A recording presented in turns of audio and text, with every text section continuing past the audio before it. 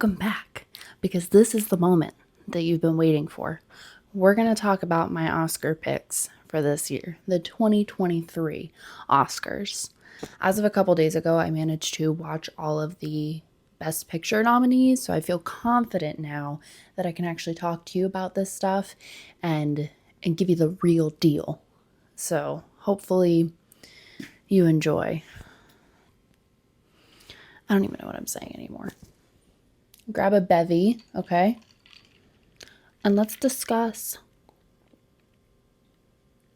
I will say I'm not going to talk about every single category because there are certain categories where I just don't really feel like I have a lot to say, or I just haven't seen anything in the category. So like live action short film or animated short film, documentary, those are categories that I kind of suck on and I never actually watch anything in them. I need to do better, but because I haven't, I don't really need to insert my opinion. I'm really only going to be talking to you about the ones that I have watched the majority, if not everything in the category. I feel passionate about them, stuff like that. So let's get into it. All right, so we're just going to start big. Okay, let's do it.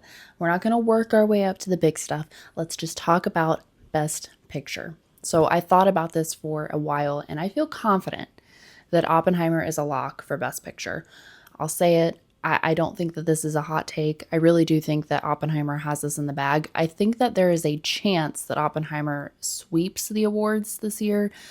I'm hoping that's not the case because there are so many good films and good performances this year that I don't necessarily think that Oppenheimer needs all the love, but I do think that it's going to get Best Picture. It's a masterpiece, and Christopher Nolan is long overdue for a Best Picture win. Has he ever gotten a win? Or has it been a fat minute? I don't even know that Nolan has gotten a win for Best Picture, which is a crime against humanity. He deserves the win. Even though y'all know I love my Martin Scorsese, we'll talk about him more soon.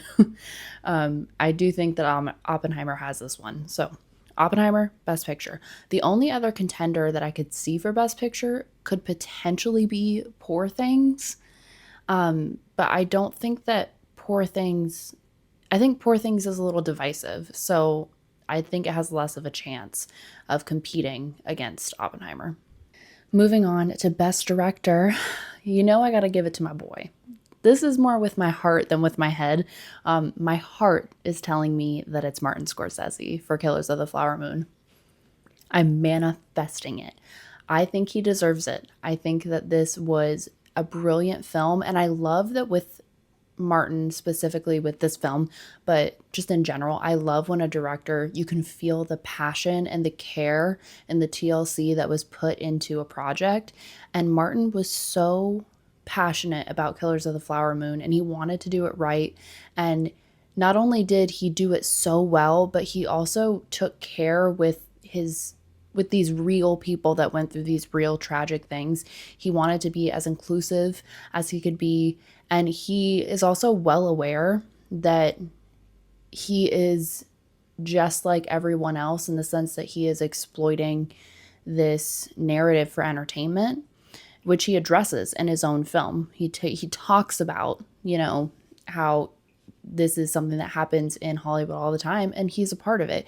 Even though he's trying to do it right and he's trying to tell the best story that he can, as respectful and as true as he can, that he's also making a movie that's going to make a bunch of money profiting off of this. And I think that there's so much complexity to Killers of the Flower Moon, and Martin did such a good job at handling this project with a story that needed to be told. I had no idea that this occurred before Martin Scorsese's film, and I think that that's important. He shed light on it, and I think he did a really good job with it. And not to mention, every shot is gorgeous. I really do think that technically speaking, this is Scorsese's best work. I think that he really hones in his craft here with some really gorgeous long takes and long shots, wide shots. Oh my God. And a lot of the close ups of Lily Gladstone. Oh, Lord help me. He just did such a good job with this film. Mwah. Love it, love it, love it. Best director, Martin Scorsese. We are manifesting. My head is telling me it's going to be Christopher Nolan, but my heart, my soul is begging for it to be Martin Scorsese. Best actor, we don't even need to discuss this. It's going to be Cillian Murphy for Oppenheimer. There's no chance that it's anyone else. I'm not trying to be disrespectful, but I don't even know anybody else in the category off the top of my head. It's Cillian's to lose. Like, there's no way that he doesn't take Best Actor. I think I would do a backflip if I was wrong about that one. Deserved, by the way. He was perfect. On the opposite side of things, Best Actress was so difficult to narrow down. This has got to be the most complicated category that I've ever come across since I've been avidly watching the Oscars. Best Actress was packed this year. If there was ever a time that I would beg for a three-way tie, this would be it. I'll even handle, a two-way tie is fine. Let's just give them all the awards, because goddamn, if it is not the tightest race between Lily Gladstone, Emma Stone, and Sandra Hüller, like, who's to say? Who could win? Like, if any of them won, I would be happy. But I know that it's going to be Lily. Lily Gladstone, Killers of the Flower Moon, I just know that it's going to be her. The only reason that I feel so confident about it is not only has she swept the other awards this season outside of the Oscars for her performance, it is a tell as to how the Academy is going to vote. But I think that Lily's performance, how do I put this? I think Lily's performance is what the Academy was looking for this year. There's always, depending on culturally where we are as a society every year, I feel like the Academy shifts what they're looking for in their performances. And specifically Lily and Emma's performances, because I think that that's really the top two here. I love Sandra, but I think that it is between Emma and Lily. I think that their performances are so different. If you've seen the films, you know what I'm talking about. And it really comes down to, what is the Academy looking for? Are they looking for a performance like Emma's that is bold, it's daring? I don't know many actresses that could pull off Bella Baxter. It's vivacious, it's loud, and it's beautiful. But then you have Lily's performance that is beautiful, emotional, haunting, quiet. It's a very like bone-chilling performance that's more understated. And I think that powerful performance that Lily gave is what the Academy is looking for this year. So I feel that Lily's going to take it, and I would be very, very happy with Lily taking it, because she deserves it. I truly think that she stole the show with Killers of the Flower Moon. I can't wait to see her in more projects. If Emma won, I would be really happy, because this is the best performance that Emma has ever given in her career, and it's one of my favorite characters that I've ever come across in film. I loved Poor Things so much. I'm so glad that I finally saw it. But I loved it. So if Emma wins, I'm going to be really happy. But my heart is telling me, and my head, they're working together this time, and I think it's going to be Lily, which is exciting, because that girl blew the damn house down with that one. On to supporting actor and supporting actress. Now, for both of these, I feel that they are a lock, and I'm not going to discuss them. What am I doing with this voice? I'm not going to discuss them at length, because I really do think that this is a no-brainer. Best actor, Robert Downey Jr., Oppenheimer, best performance of his career. A very different performance than we're used to seeing from him, and it paid off. I'm so glad that he took the risk and went with something like this, because we're so used to seeing him as that Tony Stark, lovable asshole character, and he took such a risk playing someone like he did, whose name I can't even remember, in Oppenheimer. He was so good, and it really only proves just how complex RDJ is as an actor, and how we need more from him in different ranges. He is not a one-note actor, and I think that Oppenheimer proves this. So I'm really excited to see where his career goes from here. But I think that he's got supporting actor in the bag, And then same with supporting actress, Divine Joy from The Holdovers. If she doesn't win, we riot. And that's that. One of the most emotionally haunting, complex characters that I've seen in film in 2023. I found her to be mesmerizing, and especially just the way that she plays grief so well. I feel like grief, when played by certain actors, can be overdone and dramatic, but I feel like Divine Joy had the perfect balance of like that numbness while also the emotional gut punch that grief can sometimes hit you with. I think that she balanced it really well. And so Divine should win. I would be very shocked if she didn't. She has also been sweeping the other awards this season. So yeah, I don't see a world in which she doesn't win. Now, for original screenplay, I'm going with Anatomy of a Fall here for a couple of reasons. One, Anatomy, I don't think is going to win anything else this award season, just based on the nominations. I think that this is the category for Anatomy of a Fall to win, and I think that the Academy wants to show appreciation for the film because it's brilliant. If it were any other year, I think that there would be a high chance that Anatomy would sweep, but it's so stacked this year that it just like doesn't stand a chance compared to so many other amazing films. What a great year for film 2023 was. But Anatomy of a Fall, I think, has original screenplay, which it should. The writing is what makes this film so good. I mean, there are so many great things about Anatomy of a Fall. Just the cinematography, the acting, all of that is fantastic and just so well done.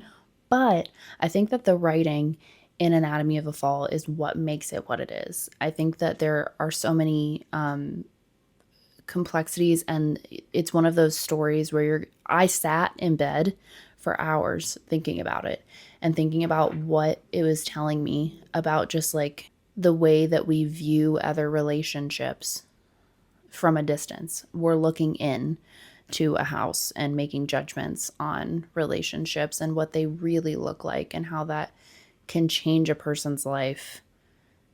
I'm not making sense, but Anatomy of a Fall was great. And so I'm really hoping that it wins Best Original Screenplay.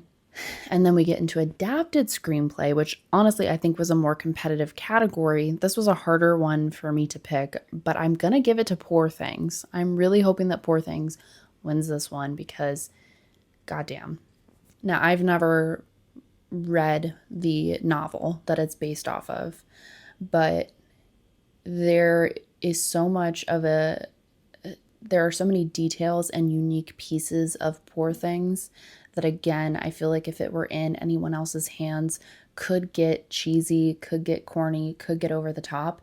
And somehow we managed to have duck, dog, combined animals and like these crazy backdrops and set pieces with Willem Dafoe burping up a giant bubble into the air, and yet it doesn't take me out of the film.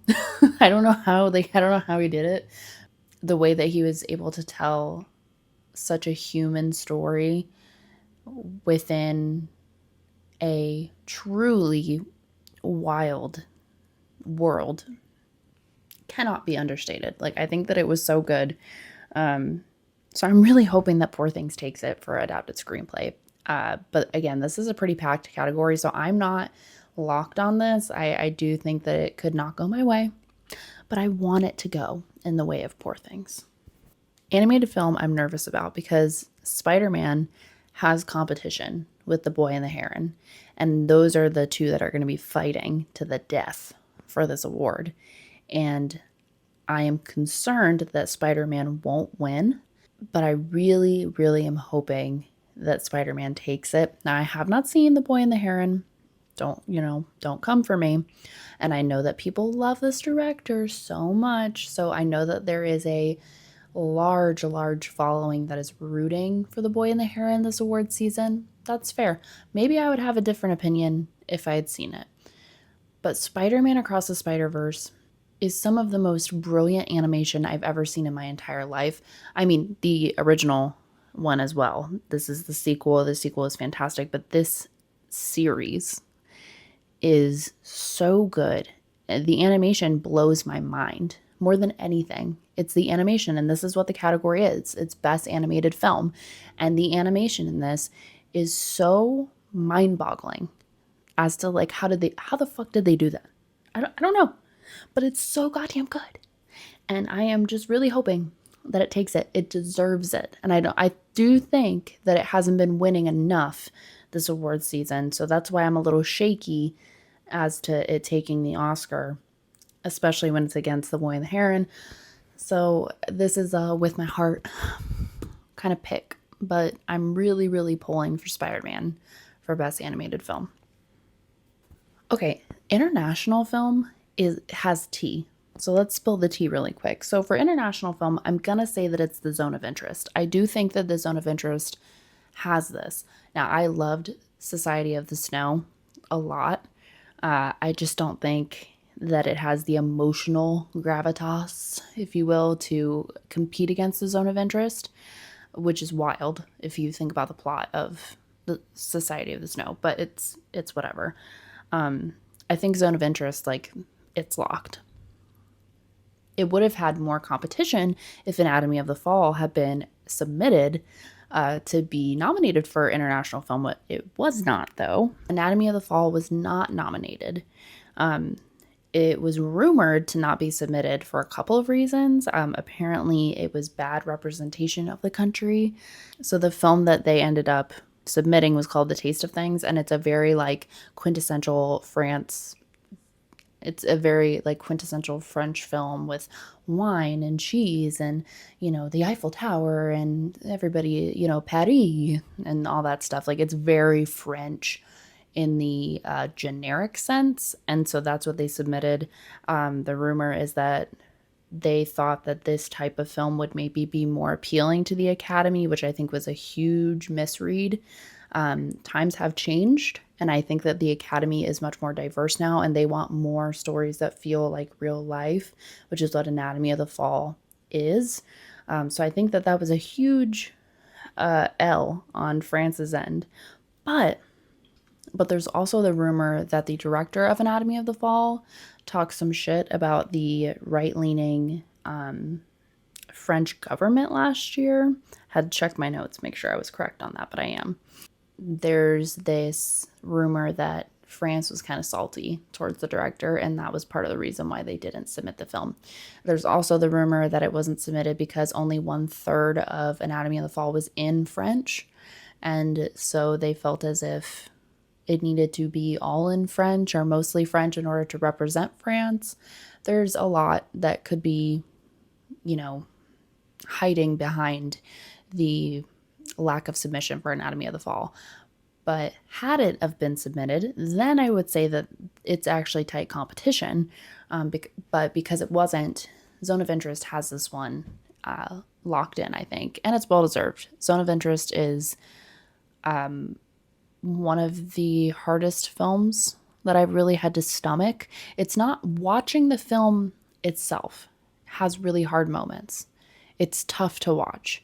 There are, but I would argue what was harder was thinking about the film after I watched it, thinking about what the film was trying to say. That rattled my brain for a long time, and I still am thinking about that film. It's quite genius, but where was I going with that? I started rambling about how great Zone of Interest is. Right. Let's get back to let's just move on. Original score, I feel like it's got to go to Oppenheimer. Again, there was a lot of competition this year, but I think the Oppenheimer score is so well done. It's very tense, and I remember specifically thinking, God damn, the score is fantastic while I was watching it, the way it was giving me goosebumps, specifically at the scene where they were testing the bomb. Like, ooh, yeah, that was hard. And the score was part of it. It was so well done, atmospheric, like haunting. I'm using that word a lot, but it's true. Oppenheimer, oof. I need to get my shit together. I need to like actually say something coherent. I have one brain cell right now. Original song, I'm going with What Was I Made For from Barbie. It could be I'm Just Ken, but I don't think so. The Academy tends to not really reward comedy well, just in the past. And if you look at the history of the awards, they have a serious lack of awards given to comedic performances, comedic songs, comedic films. It's unfortunate but true. And I'm Just Ken is obviously like a pure, goofy, funny song. And so I just don't see it even coming close to beating What Was I Made For, which is obviously very emotional. Fantastic. Like that song is one of my favorite songs I've heard in a really long time. And obviously that scene made me cry. So I think that it has it in the bag. But I would have liked to see I'm Just Ken be awarded because Ryan Gosling was enough for me this year. Best sound, if it's not the Zone of Interest, again, we riot because the Zone of Interest deserves best sound. This is something that is specifically called out in a lot of reviews. If you look at reviews, for example, like on Letterboxd, everybody is talking about the use of sound in this film, which is why I feel like there is no way that it doesn't win. The Zone of Interest is very meticulous with how sound is used, and it's scary. There are so many scenes where it's not the score, but it's just sounds that are used that scare the crap out of you. And it puts you on the edge of your seat and it gives you goosebumps. And it's just so well done that I can't imagine the Zone of Interest not winning best sound. And the same thing with production design. Before I saw Poor Things, which Poor Things is who I think will end up winning this award. Before seeing Poor Things, I was pretty locked in on Barbie, and I thought that Barbie would have it because Barbie Land is absolutely stunning. And I do think that the production design with Barbie deserves like its own round of applause. It deserves a bow. It was fantastic. But then I saw Poor Things, and that blew Barbie out of the freaking water. Poor Things has some of the best production design I've ever seen in a film. I want to study Poor Things, and I want to if I could close my eyes and just constantly see the sets of Poor Things, if that was like the wallpaper for my eyes, that would be quite a life to live. I would be so happy with that because, oh my God, if you haven't seen Poor Things, sheesh, get yourself to watch it. Just, if anything, just to appreciate how visually stunning it is because to me, that is cinema.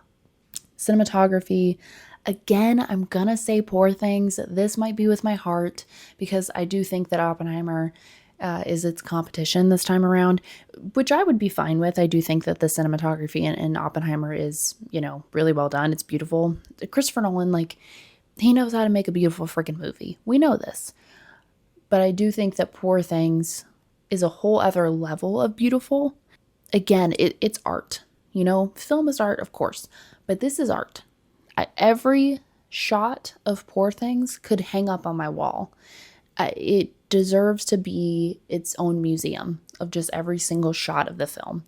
Beautiful, stunning, gorgeous, amazing. Poor Things, in my heart, should win cinematography. But there's a chance that the Academy is just so googly-eyed over Oppenheimer that it will take it.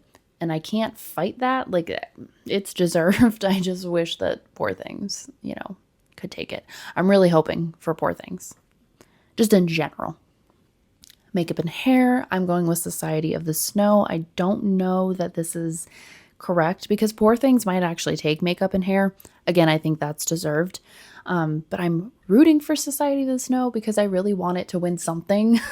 Like, it deserves an Oscar in some capacity. And since I know it's not going to get Best International Film, my heart again is like saying, well, it does deserve makeup and hair because It's really well done. If you look at some of the shots, the close-up shots specifically of them, you know, the chapped lips and the sunburnt skin, and the way that they just look beat the fuck up. I do think that it was really well done here with Society of the Snow, so I want it to win. But Poor Things may just take it because the makeup and hair is fantastic as well. Wouldn't be mad if Poor Things took it. My heart really wants Society of the Snow to win an award. So I think I'm like mama bearing Society of the Snow a little bit. Like, give them something, okay?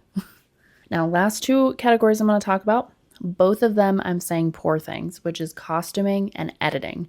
I think that Poor Things deserves the win on both of these. Costuming should be a lock. It really should. These are some of the most grand costumes that we've seen in film in quite some time. Definitely the most grand that we've seen this year. They're beautiful. They're perfect for each character. And I feel as if they're really important and integral to the film. And so Poor Things, I think, has costuming in the bag, but then also editing. This one I'm a little unsure of because I do think that there is a chance that Oppenheimer takes this one. But I do think that Poor Things deserves editing. Oh my God, just thinking of those transitional shots in Poor Things, if you know, you know. Those alone were enough for me to be like, yeah, I would really appreciate if they could win Best Editing because they need an award for this. But that's it.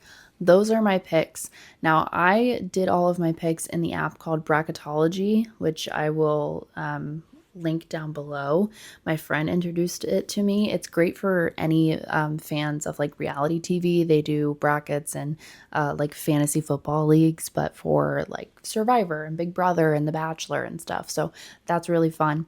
And they do it for the Oscars. So I put all my picks into that, and I'm really excited to see what I score.